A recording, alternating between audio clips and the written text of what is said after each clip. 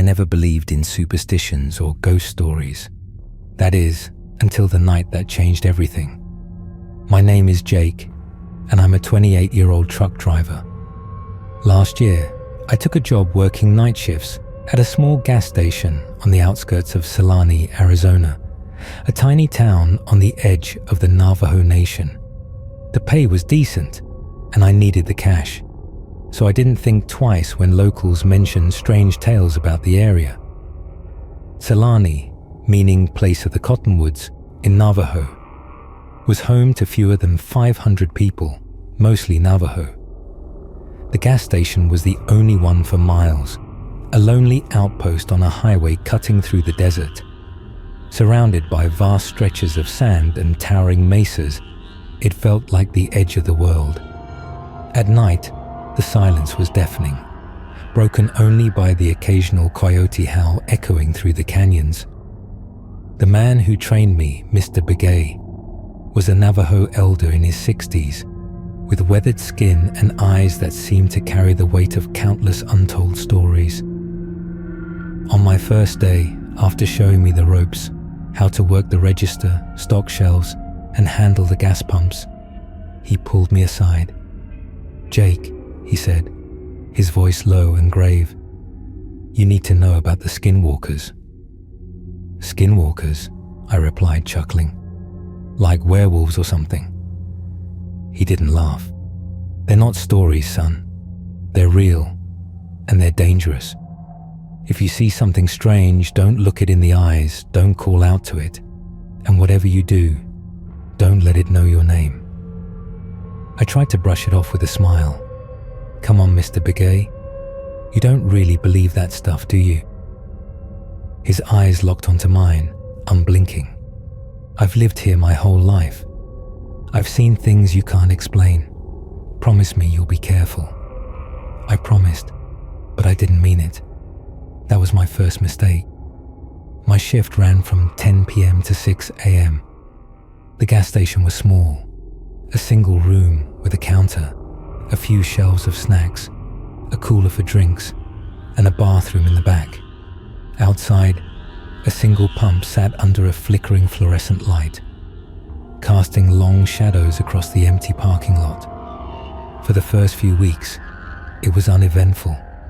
I'd read paperbacks, sip coffee, and serve the occasional trucker or late-night traveler. But about a month in, things changed. One night, I heard a tapping on the window. It was soft at first, like a branch brushing the glass, then grew louder, more deliberate. I looked up from my book, but the windows revealed only darkness. The tapping moved, circling the building, from one window to the next. I grabbed a flashlight and shone it outside. Nothing.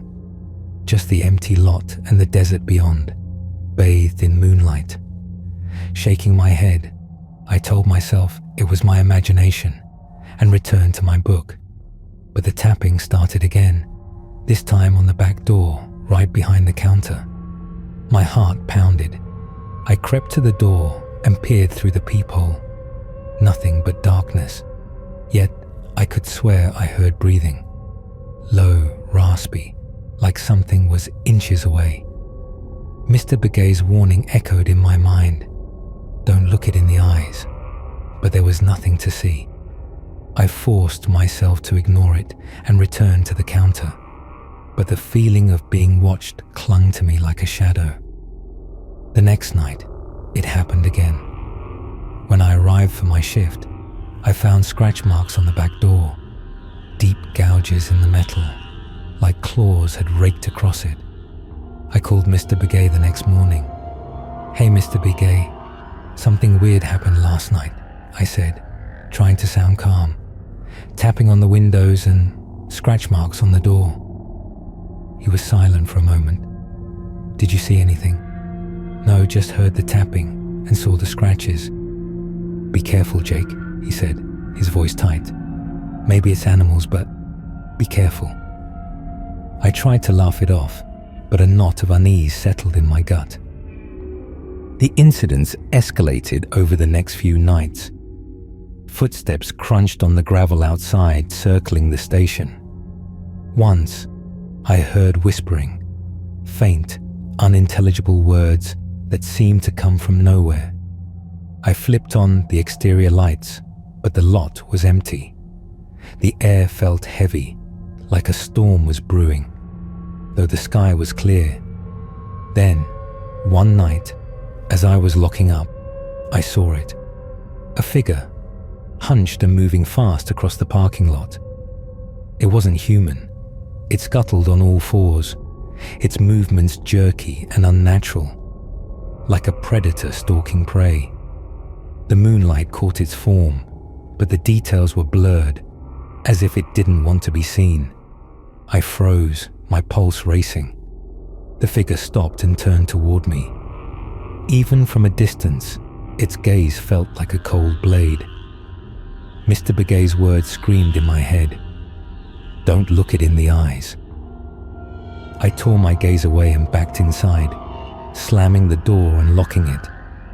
That night, I kept every light on, jumping at every creak and shadow.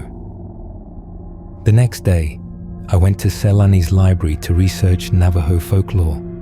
I found books describing skinwalkers, witches who could transform into animals like coyotes, wolves, or bears, known as naaldlooshii, meaning, with it, he goes on all fours.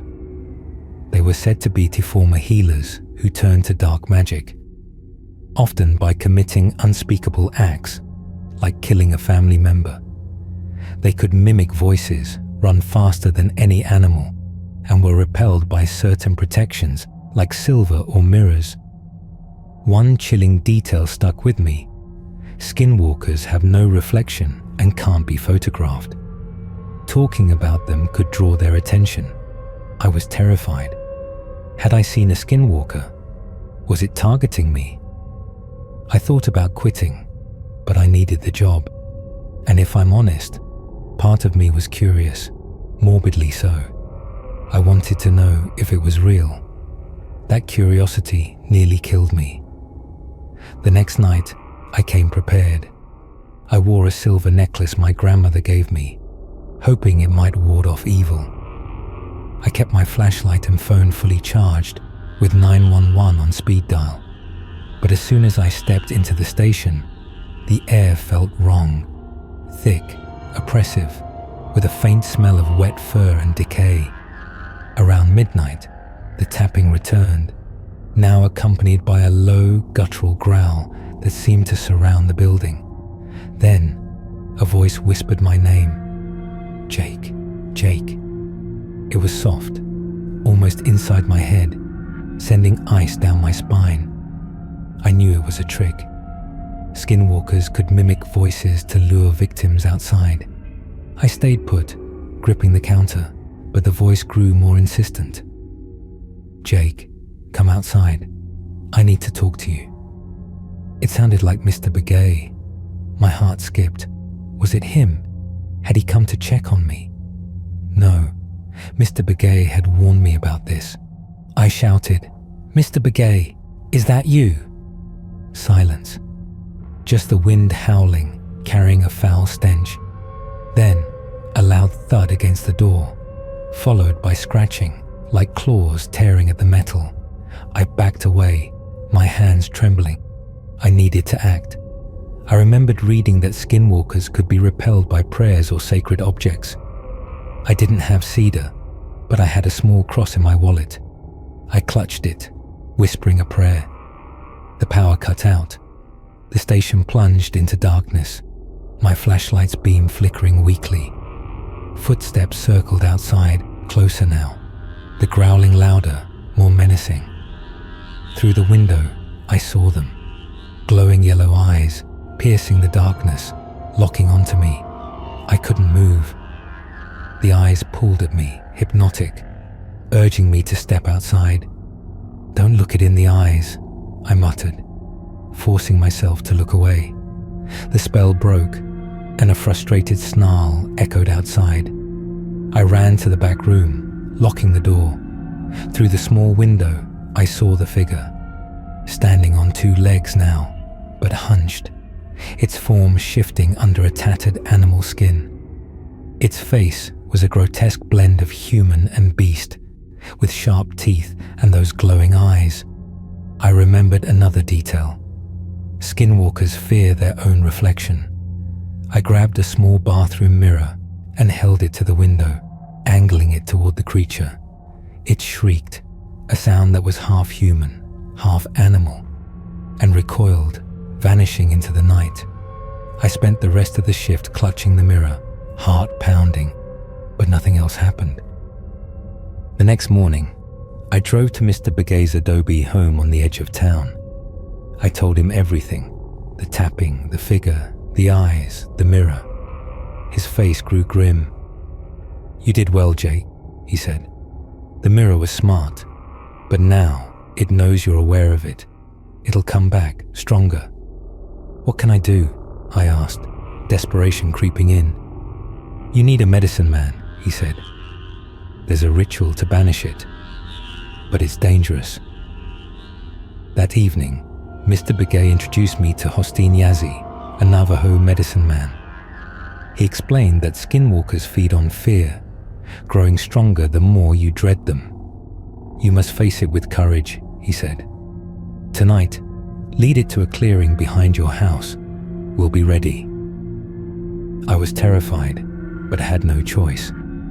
At home, I waited in the dark, clutching the turquoise pouch Mr. Begay gave me and the mirror.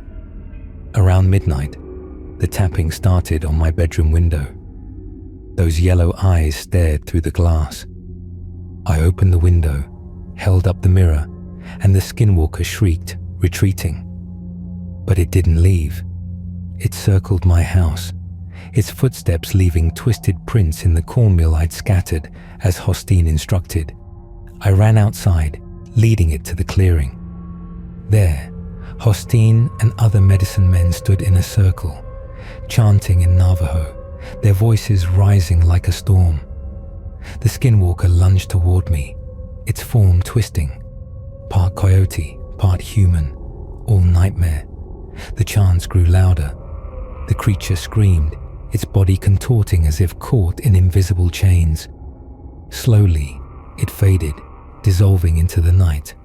Hosteen turned to me. "It's gone, Jake, but they can return if you let fear invite them back. Never speak of this again." I nodded, shaken but relieved. I kept working at the gas station, always carrying the turquoise pouch. Sometimes, late at night, I hear tapping on the windows. I tell myself it's just the wind, but deep down, I know some things never truly leave.